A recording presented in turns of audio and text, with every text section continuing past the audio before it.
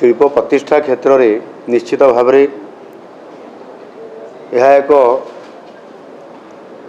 एक संजोग जे जापानर माननीय प्रधानमंत्री ताकाइची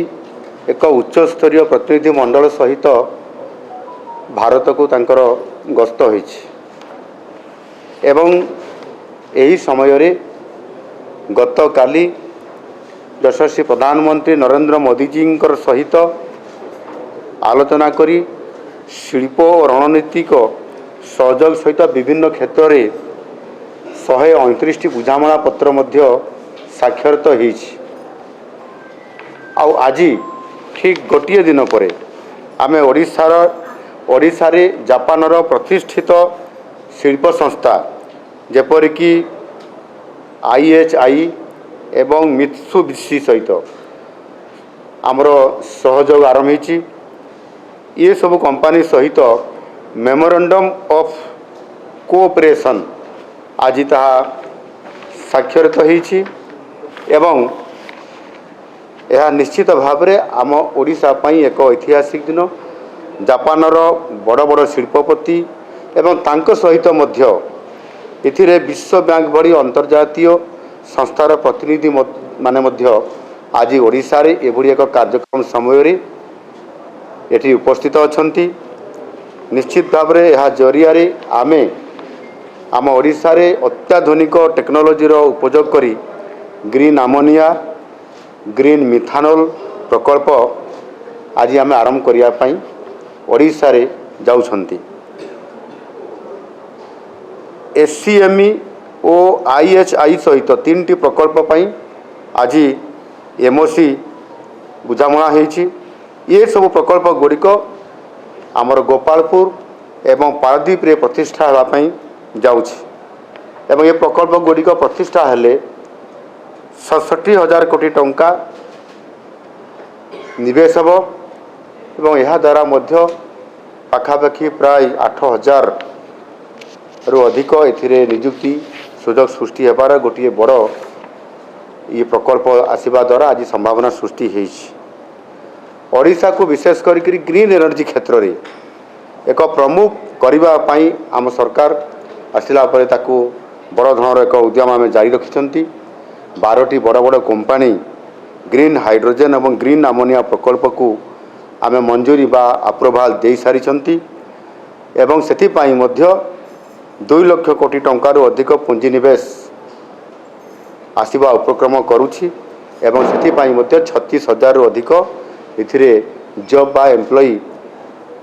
सुजोग सृष्टि होइछि जहाँ आम ओडिशार जो नियुक्ति को बड़ गुरुत्व मध्य एथिरे दिया जाउछि। और सेथिपाई ये जो पारादीप एवं गोपालपुर को मिसैकरी आम ट्विन ग्रीन इंडस्ट्रियल कॉरिडोर्स ये तैयारी करूछु जो थे कि ये सब अंचल मानक ग्रीन हाइड्रोजन रो व्यापक भाव में या को व्यवहार करा जाई परिवो। आपण माने समस्त जानिछंती जे ओडिशा आगामी दिन में भारतर इस्पात राजधानी हेबा पई जाउछि। आ सेथिपाई 2036 सुधा आमर जो संकल्प अछि सेथिरे 150 मिलियन टन पर आनम ये क्षमता सह ओडिशा विश्व रे ग्रीन स्टील बा सबुज इस्पात उत्पादन रे 1 नंबर निश्चित भाव में हेब। या सहित आमे आज IHI कॉर्पोरेशन और मित्सुबिशी कंपनी को ओडिशा रे आधुनिक जापानी ग्रीन इंजीनियरिंग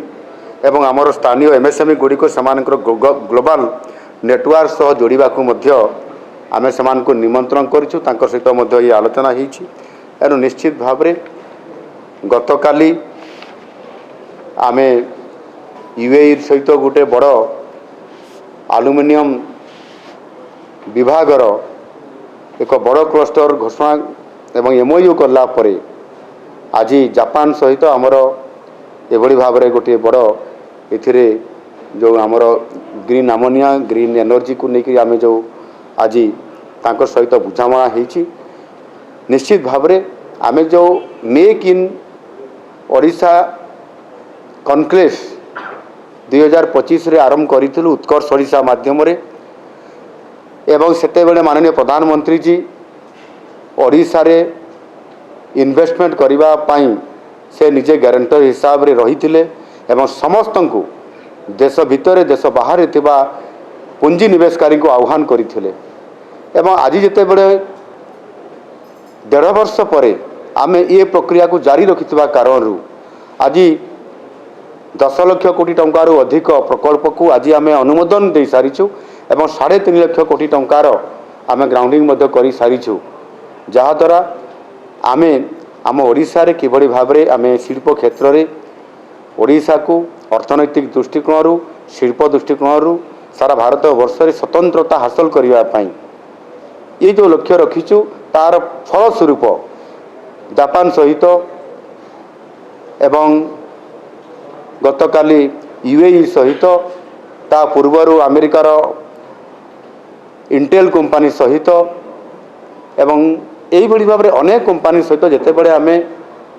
आलोचना जारी रखिकी ओडिशा एक शिल्प क्षेत्र इंडस्ट्री रेडी करने जो क्षेत्र प्रस्तुत आम करें आग को जाऊँगी निश्चित भाव में मुझे आशा करी जे आगामी दिन में ओडिशा शिल्प क्षेत्र में अर्थनैतिक दृष्टिकोण समृद्ध हम एवं आमर जो मिशन 2036 अच्छी समृद्ध ओडिशा एवं आमर जो लक्ष्य रही माननीय मोदी जी 2047 विकसित भारत बनब से ओडिशा ग्रोथ इंजिन हिसाब काम कर निश्चित भाव में आज प्रक्रियाकरण में मुझे संपूर्ण आशावादी अच्छी ओडिशा समृद्ध हम। धन्यवाद।